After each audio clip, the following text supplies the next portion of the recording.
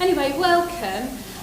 What's been quite interesting for me, listening to the two previous speakers, is I'm beginning to feel that there's common themes and common issues that are coming through about lesson observation process, staff development, action planning, that whole sort of teacher development. I started my research looking into effective CPD. So that question of what have we done, how do we know that perhaps continuous professional development has made a difference, not just to the staff and their performance, which we've talked about, but actual impact and benefit to the learners. And again, for some of you, measuring success of programmes, that's the sort of ultimate thing that we're asked. So, question for you. On your tables, you'll find a slip of paper. There should be enough perhaps to pass to that side of the room. And you'll need a pen, and I've got a couple of questions to ask you. So the first question is, you'll see it on the back of the paper. Question 1, what was the best CPD that you have ever done or attended? So it could be something that was an event that you went to, or it could be an incident even that happened that you then did some research into. So looking at your own continuous professional development, what's the best thing? Can you pinpoint one moment that actually had an impact on you? That's question 1.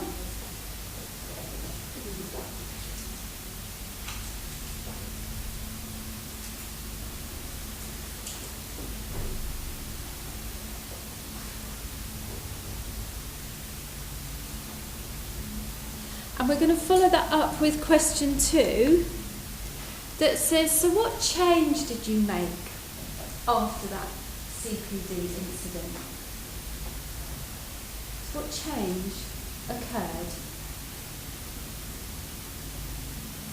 I was very fortunate when I was teacher training to have Ted Ragg as one of my lecturers, who's now no longer with us, but he was inspirational and motivational, and his CPD events were wonderful. But it was what happened afterwards. Did that influence me? Did that motivate me as a teacher? And then finally, third question, last bit of work I'm going to get you to do for a minute, is what difference did that have on your learners? So you had some CPD, this moment in your time, you then made a change, so did that have an impact on your learners or your colleagues, I've put there, because I think for some of us sometimes it could be something that we share, it could be perhaps something as a manager that you then implement and put into place. And we've heard Suzanne and Barshed talk about, trying to support their colleagues and help them to change their practice.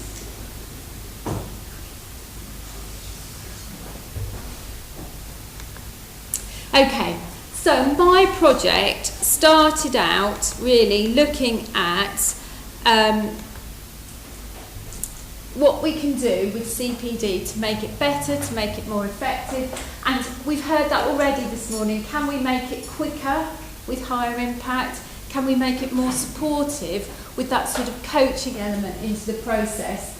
So I started out with different aims, looking at impact measures for CPD, and I really didn't follow that up because the project, we sort of ran out of time really.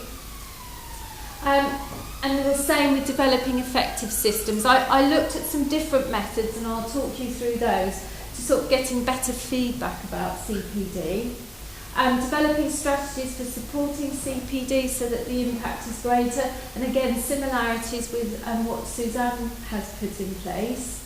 I didn't get around to producing a PD pack, but there is obviously the multimodal report on the site following up this CPD. And again, very interesting talking with Barshed and Suzanne again. What does staff feel about this? How can CPD be a really good investment of their time that they look forward to and relish, rather than just feeling that they're going to run out of time and it's not going to be useful? So, funnily enough, I tried the method of looking at personal invitations to CPD. So not just an action plan where it perhaps suggests that you go to a session on questioning techniques, but actually sort of one email to one colleague saying, noticed that you've identified this, have you thought about coming to this session? And then personal requests for feedback. Lynn, thank you for coming to that session. What was it like? What did you think about it? Have you tried using any of it yet? But it was personal. It wasn't a blanket email. It was an individual, thank you for coming. What did you think? I'm interested in you. And again, that's a theme we're beginning to pick up on, this ownership and this intrinsic motivation. And I tried a new written feedback. Now, again, I don't know if some colleges have sort of gone down a little bit of the route we have. Written feedback, electronic feedback, focus groups. I went back to that old-fashioned approach of I'll give you a little simple form in the session, fill it in before you leave, and we'll see what effect that has of you identifying what you want to change. I also introduced a new CPD process, which I've called Targeted CPD, and I'll talk to you a little bit about that. But again, very similar to Suzanne's idea of coaching. In my case, we've used peers rather than identified teaching and learning coaches. But again, my previous college, that's what we had, learning mentors for staff, and that worked very well as well. And again, a little bit like Barshed, I started to do really sort of bite-sized CPD sessions, so just 30 minutes into one particular area. So again, Suzanne said this, identifying one subject area, perhaps a theme that needs to be looked at. And again, very interesting. This was set in engineering. Now, engineers in my college are a little bit notorious for not wanting to attend sort of generic CPD because they're not sure how relevant it is to their subject, because they do teach from level 1 quite often up to higher education levels. But interestingly, I could pick out topics and they all became quite engaged, used to it. So we'll stop for our silence. Okay, so variety of methods, because the one thing I think you'd all agree on, teaching is a very complex craft, and it's very hard to break it up into sections and analyse those sections in isolation. So I was trying different approaches to try and improve things in general.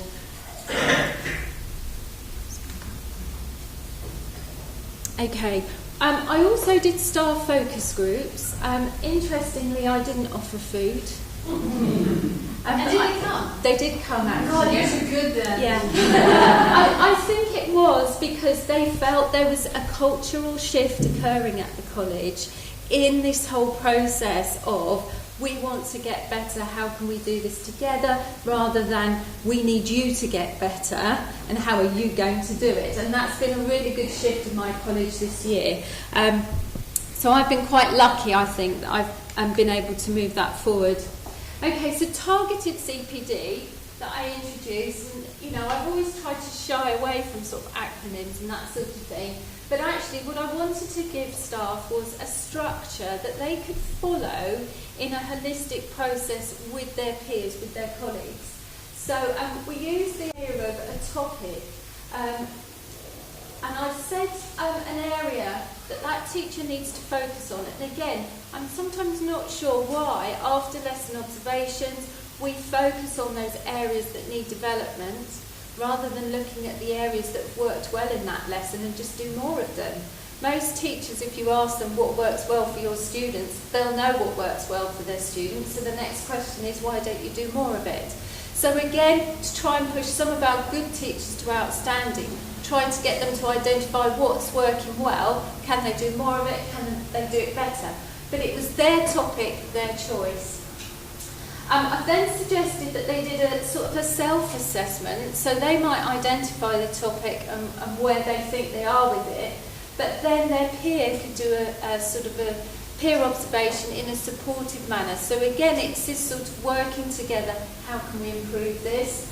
Then reflection on that process and the setting of goals. So that again, this idea of small steps that perhaps a teacher can implement quickly and simply without a huge long sort of weeks process that goes on.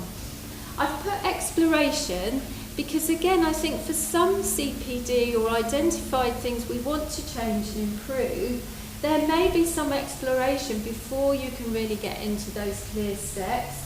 And that final element of triangulation, so perhaps another peer observation or feedback from students on what they thought about the process. Sometimes they're our worst critics and sometimes our students are our best critics. And asking them what they think, how they found a new technique was really good.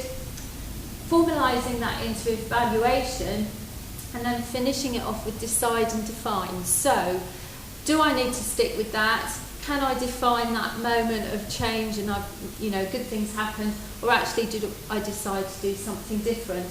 So really, if you think about it, this is action research, this is supported experiments, this is the coaching process, but it's all driven by staff and their colleagues rather than that sort of top-down or sideways approach. And again, I don't know about you, but when you ask teacher training students or experienced staff, a lot of them will say, I'm not involved in action research. But if you ask them about new resources that they've tried, new methods of teaching strategies, they're doing it all day, every day, but perhaps we need to get them to recognise that a little bit better. And again, to give them that self-acknowledgement of what they do. Okay, so an example of the targeted CPD was quite a simple one, but comes up frequently. You know, when you're doing a lesson observation and in that box that says assessment, it's got Q&A, Q&A, Q&A. So we focused on questioning as a topic for the college this year, and one observer, a good teacher, nothing wrong with his teaching at all, but he wanted to improve his questioning techniques. So we looked at some different strategies together. He tried them, and then he got an outstanding grade for the whole lesson, but he got some really positive comments about his questioning techniques. So for him, the investment in his time in identifying the change, making the changes, he felt was very small to the boost it gave his students. They enjoyed the lesson better and they felt they'd made more progress in that lesson, but also that confidence and motivation for that member of staff. So that was my targeted CPD. That different feedback mechanisms, so you came to the session, can you fill the form in, put on there some next steps, followed it up with that sort of personal, what did you think of it, what do you want to change. Roughly we were sort of getting between sort of 38, 60, 20%, 83%. It's that captive audience idea, but again, because I met those staff regularly for 3 bite-sized sessions, it only took up an hour and a half, those 3 sessions together. We had continuity, they felt they made progress. All those things that we know works for our learners works for us as learners too. So do I feel it's geared to me? Am I part of it? Can I see progress? And that's really, I think, where we've all said CPD needs to go to.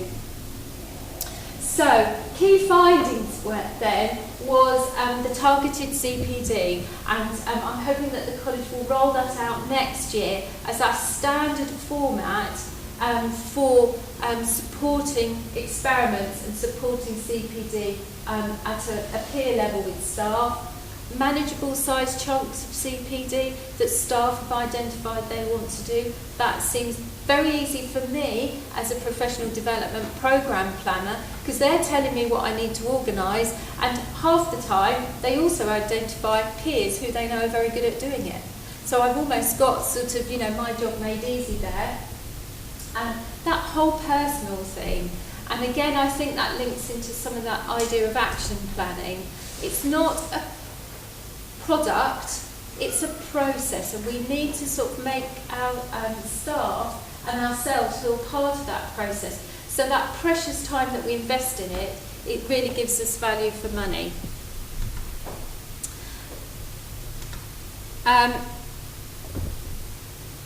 I think, again, the hardest thing is this cultural shift, and Suzanne talked about it as well, that observation and action planning from that isn't that performance management. It's all about better learning for learners. And interestingly, I don't know if anybody's read Coe's report from 2014 about effective professional learning in schools. A lot of his results really do tie into what I found in my research, that it's about being personal, it's about being relevant, it's about being this environment of trust and support.